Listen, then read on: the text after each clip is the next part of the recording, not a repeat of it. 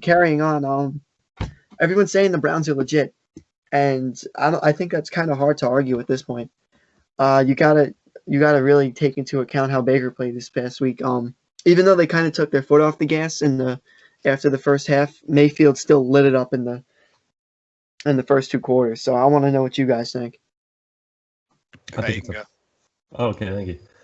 I don't know, it's tough to say because Baker, even a few weeks ago, remember he threw for like 5 touchdowns against Cincinnati, but I'd like to think that he's kind of turning the corner, going back to his rookie year and actually playing well. But I think we'll just see what happens this week against Baltimore.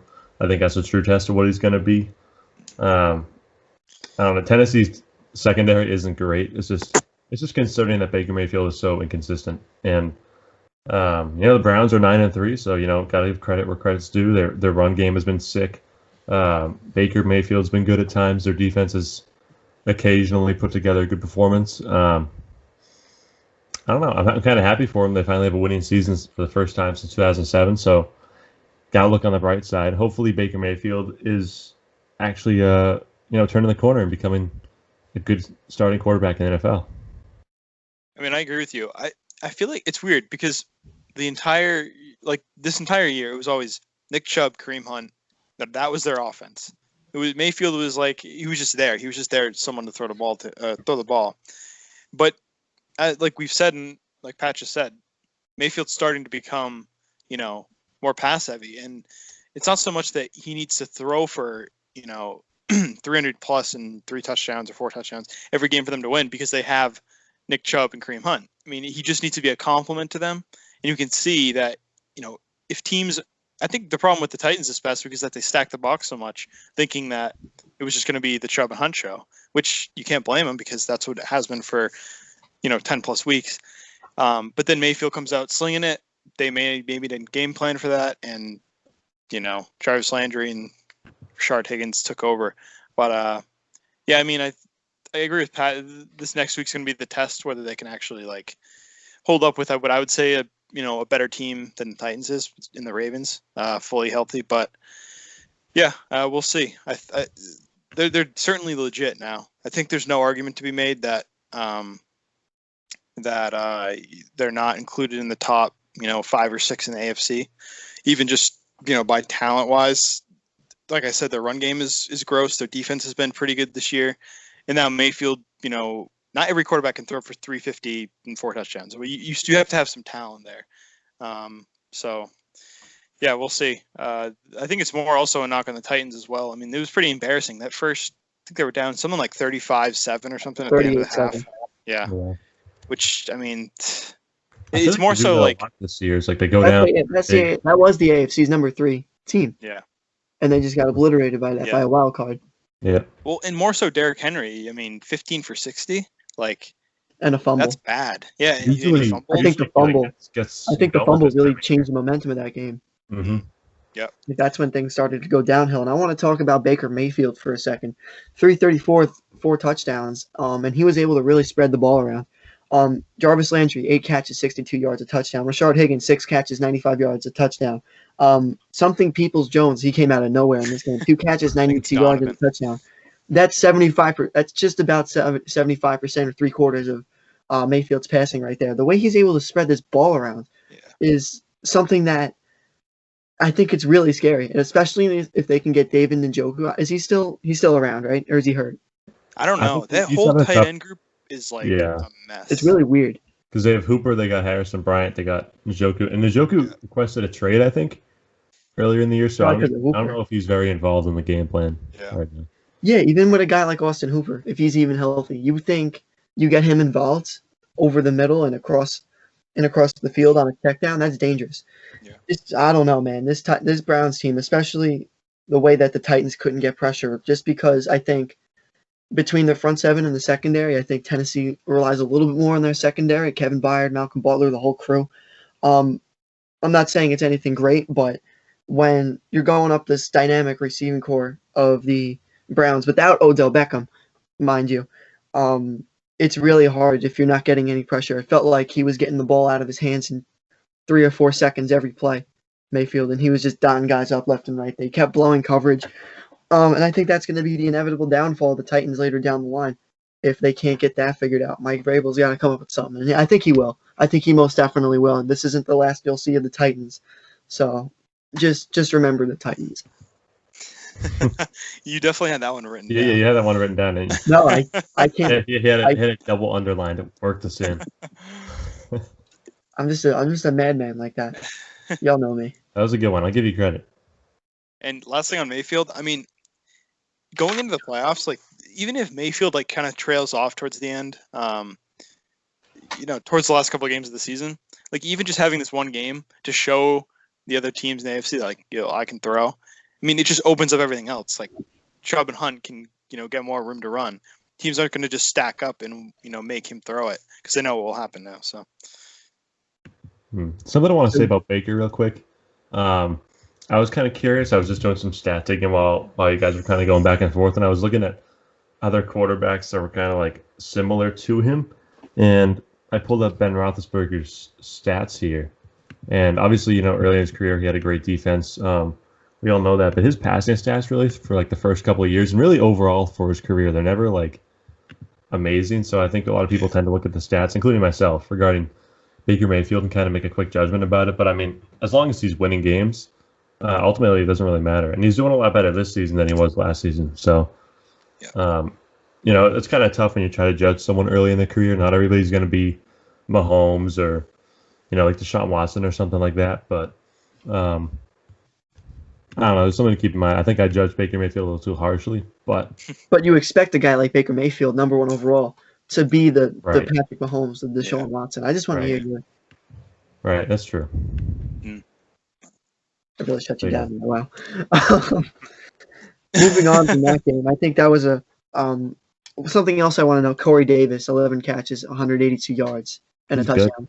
Absolutely stellar game from him, whether it's A.J. Brown or Corey Davis, Derrick Henry lighting it up. It's always one guy on the Titans lighting it up. And I think if they can start to get two guys really starting to light up the charts, even Tannehill did 389 for 3 touchdowns and a pick. I mean, I don't know. This Titans team is starting to confuse me. If they had last year's, like the way their defense was playing last year with this year's offense, I feel like they'd be insanely healthy, which maybe they can get it together. Maybe. Well, and they put up 35 without Jonnu Smith. I mean, that's impressive too. I mean, that arguably, you could argue maybe he's the 3 behind Corey Davis, but he's reliable for Tannehill. For him not to have his starting tight end there, and they still put up 35. Like their offense is still scary because, like Anthony just said, someone always goes off, and it's because you can't guard every single player on that team. If you're doubling AJ Brown, Corey Davis is open, and you probably have to open up the D line a bit, and then Henry gets room to run. You almost always have to stack and then go 1-on-1 with either Davis or AJ Brown, and it's not going to work most of the time. But like Pat said, their defense this year, when you're getting 41 put up by the Browns and Mayfield's dotting you up for 4 touchdowns, it's not a good look going into the playoffs. Definitely. No. Definitely not. Cleveland's next game is against Baltimore on Monday night, and Tennessee is traveling down to Jacksonville. Go Baltimore. Go Baltimore. Yeah. Oh no, go Browns. Go shit. I just jinxed us now. Cleveland, Baltimore, same thing. There's so many different teams we're rooting for different weeks. One week we're rooting against the Colts, then we're rooting for them, then we're rooting against the Steelers. Cleveland Browns, Baltimore Ravens, kind of the same thing if you think about it. Technically, in the late 90s. Yeah. One other game I wanted to talk about: Giants 17, Seahawks 12. The Seahawks won with the Susshawks. Am I right? Frauds. This team is really starting to scare me. Not that I'm scared of the Seahawks, but the fact that they're just crumbling like that. Russell Wilson really came out to be the early MVP. They were blowing opponents out, putting up numbers like crazy. I wouldn't say blowing out opponents. They were involved in real shootouts, and what happens? This defense just completely unraveled as the weeks went on. I think it started against Buffalo. That was their first true sign of weakness, and it was just all downhill from there. So I want to know what you guys think. What is the main problem in Seattle? My bad. I'll go. For a second. I was just holding off because I got to think about that one. Yeah, I'm kind of thinking about it too.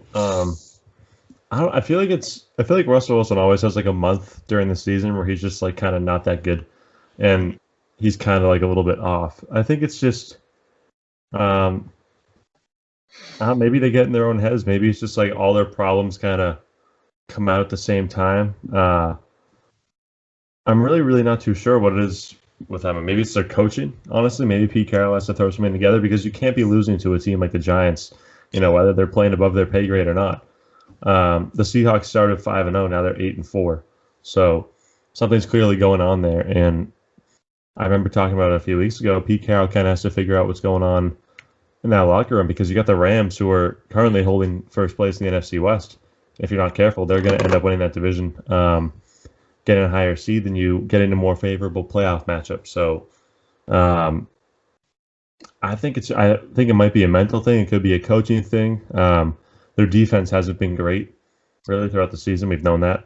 I think Wilson just needs to step up. I think when Russell Wilson is off, it's very hard for them to win games. They kind of rely on his arm a little too much. Mm-hmm. So yeah, I think it's just a combination of pretty much all their problems coming out at one time. I mean, just what Pat said, exactly. Like we talked about it we talked about it for weeks that like even when they were winning games 35-30, they're relying on Wilson and the offense to put up 30 plus every single game. And if they don't, then it's not good. Even though, the Giants only put up 17, it's Colt McCoy putting up 17 on you. I mean, decent quarterback, like, someone in the average tier is putting up, probably another touchdown, 24, 25 points again. And I mean, I think another thing, there's a bit of overreaction going on. The Giants defense is good. I mean, they're top half of the league because they've been missing a lot of guys most of the year. And just in recent weeks, they've gotten a couple of them back. And I mean, I'm not saying that Russell Wilson should have, lost to them, but I mean, I think people are thinking it's the Giants of like last year and in years, past their, Strahan days. But they're back to being a pretty good defense. So I don't think that is, it's not like the Seahawks couldn't score on a, shitty defense. But like Pat said, I mean, they're relying too much on Wilson. Even when Wilson has a, one touchdown, 260-ish game, they can't hold the Colt McCoy Giants to under 15 points, which, should be able to be done. You could argue Colt McCoy shouldn't have even scored a touchdown at all.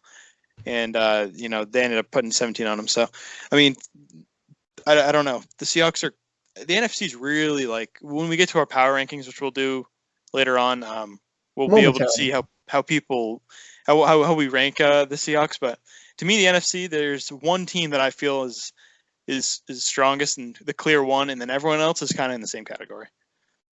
Yeah, and you got to note this Giants defense. I feel like they're one of the most balanced all around in the league, not just in the front seven or the secondary. Because you think about it, they had 5 total sacks. Leonard Williams had 2.5 by himself. And that's mainly because the secondary, James Bradbury, Jabril Peppers, was able to lock down guys like DK Metcalf, Tyler Lockett, and the whole crew, who has been one of the most dynamic in the league, especially with a guy like Wilson. So, I don't know. Do you give more credit to the secondary for locking them down? Bradbury's having like an insane season. Yeah, he's playing like a top 5 corner this year. I think James Bradbury. I was just going to get to him. Him winning that matchup against DK Metcalf was absolutely necessary. It was dire for the Giants to win this game, and he did. He did his job, and you got to tip your hat to him. Mm-hmm. That's where Jordan takes off his hat and literally tips it. But that's what a Giants play. That's what a Giants play. Absolutely. So I'm looking at. Sorry, Anthony. I didn't mean to cut you off. No, you're good. But I'm looking at the Seahawks right now. I'm looking at their wins and losses, and they've let up over 30 points 4 times to start the season, which, a lot of them, 3 of them they've won. 2 of them they've won, 2 of them they lost. And their other 2 losses have come when the offense hasn't really performed, but the defense has performed. So it's like when Wilson doesn't go off, the defense performs, but when Wilson does go off, the defense doesn't perform, and then, they can't really have it both ways. It seems like they're never always on the same page. But do you think would you consider the defense performing in this game? I would say that they didn't perform that well. I mean, considering that the Giants are the 31st ranked team and Colt McCoy was a quarterback, I wouldn't say performing, but I would say giving them a chance. Right. I mean, 17 points. I mean, even to like a bad team, that should be enough to win you a football game if you're a contender. Yeah, I blame So like the Giants didn't score until the second half. So it was what? It was like a weird. I think it's 5-0 at halftime. It was, yeah, it was really weird. I hate when games are scored so weirdly, like a 5 or like 11. Yeah. So it's on Russ there. I think that he pretty much got shut out in the first half, and that was the chance to like expand it, make Colt McCoy throw because they got killed on the ground. Wayne Gallman rushed for 135 yards. Yeah, he's been pretty good recently. Yeah, and if they could have taken Gallman away, then you're making Colt McCoy throw. That's when mistakes start to happen because Colt McCoy he didn't have that great of a game, you know. No, he didn't. But the weird thing is the Seahawks' run defense has generally been pretty good over the past couple of years, but this time it was their run defense or their defense overall, I guess. But you're letting up runs like that. You can let Colt McCoy, even if he just has like a mediocre game, managing the clock, managing the game, he can end up killing you. So it's strange that their one strength defensively really is what killed them in this one. Last point I want to make on the game. There was a comment made by Pete Carroll. I think it was earlier today. He pretty much said, without mentioning Wilson, he pretty much said, our quarterback needs to get the ball out. He said we need to get the ball out faster because the O-line was performing well. We were holding on to it too long. And I think that's actually honestly a consistent trait of Russell Wilson in the past years. He holds the ball. Yeah. He tries to be a playmaker constantly. And there's times where you just either need to throw it away or move and run for a little bit. I think he tries to look for the big plays too much there. I think Rodgers does that too, even though Rodgers gets, a lot of Hail Marys. But like both of them, I think, have issues with, like, they almost feel the need. They're polar opposites of Brady. Brady can take a throwaway because he knows he can, get that next play. I think Wilson and Rodgers both just their minds like all over the place when they start going out of the pocket, which hurts them, and it hurt him this game. And I feel like against the Giants here, they weren't like there were some plays where they would bring a blitz and they were there right away. They would even rush forward and they were in his grill right away, forcing him to make that play like multiple times, and he couldn't get it. So you got to tip your hat to the Giants there. I'm not looking for you to actually tip your hat this time. But going into this offseason, right, I'm looking at a guy like Jamal Adams, and I've been thinking about this. He is 6'1", 214, 215, probably on a good day. We know that he sucks in coverage. He is one of the most overrated players in the league.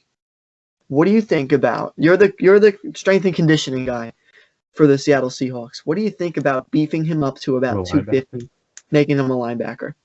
250? I don't know. Do something. He's gonna have to go run a weight regimen. Jesus. And maybe play him like Patrick Chung or something, where you put him in the box or something like that, and kind of have him be like a hybrid, almost. I get your point there, Anthony. Like, I do. Maybe not 40 pounds, but like if you get him to like 230, have him gain like 15-ish pounds in the offseason, he could be a quick linebacker. He could be like a Bobby Wagner, quick linebacker. Yeah. But also, I don't know, because I know he's not great in coverage, but I think you also like to have that ball hawk back there where he can kind of zone up and hit the running backs when they come up to the to the line, but also stay with guys that are going deep and be able to pick balls off. So I don't know if they have safety depth, maybe they transition them down, but I don't know. You'd have to get Jamal to buy into it too, which he doesn't seem like the person that would do that. So yeah, absolutely. I feel like on top of that, I feel like their corners also need some work. I mean, they got Shaq Griffin. I think they have. I really can't name a lot of guys in their secondary, but it's not great. And Jamal Adams, the experiment there really hasn't worked too well. It wasn't really like a seamless transition. Like I remember when they traded for him, everyone was like, "Oh my God, they're gonna be so nasty." Like the defense was the thing that really needed help, and it's ended up not really working that well. And they let a guy like Frank Clark go. I think it was a year or two ago, a guy who was on their D line who they could really use in terms of pass rush. I think they just need make some moves, beef up that defense this offseason, because I really don't see them going somewhere if they can't really make defensive plays in the playoffs. Anthony, also one more thing I want to say is I like that you mentioned how the Giants had 5 sacks against him, because I remember distinctly watching it, and some of the times that Russell Wilson was sacked, he was trying to run away, make plays, he was spinning around, then he would get just like nailed by a defensive lineman just because he's trying to make a play, trying to do too much. Their offensive line and their defense really just like their downfall when it comes down to it. Absolutely.